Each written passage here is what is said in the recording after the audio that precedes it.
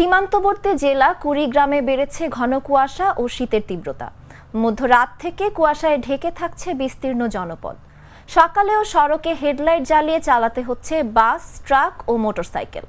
আজ সোমবার সকালে জেলায় সর্বনিম্ন তাপমাত্রা রেকর্ড করা হয়েছে 17.5 ডিগ্রি সেলসিয়াস। সোমবার ঘন কুয়াশা থাকায় যানবাহনগুলো দিনের বেলাতেও হেডলাইট জ্বালিয়ে সড়কে চলাচল করছে। কুয়াশার সঙ্গে ঠান্ডার তীব্রতা বৃদ্ধি পাওয়ায় বিপাকে পড়েছে দিনমজুর ও খেটে খাওয়া মানুষজন। ঘন কুয়াশা ও শীতের তীব্রতা বৃদ্ধিতে সময়মতো কাজে যেতে পারছেন না অনেকে। এদিকে বয়স্ক ও শিশুদের মাঝে ঠান্ডাজনিত রোগের প্রকোপ কিছুটা বেড়েছে বলে জানিয়েছেন কুড়িগ্রাম সদর হাসপাতাল কর্তৃপক্ষ।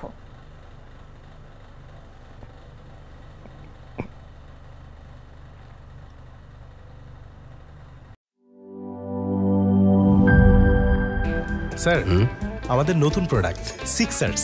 দেখতে তো ভালো, খেতেও ভালো। তুমি একটু বেশিই বলো। জানি স্যার, বিশ্বাস করবেন না, তাই সুপার স্লোমোশন ক্যামেরা নিয়ে এসেছি।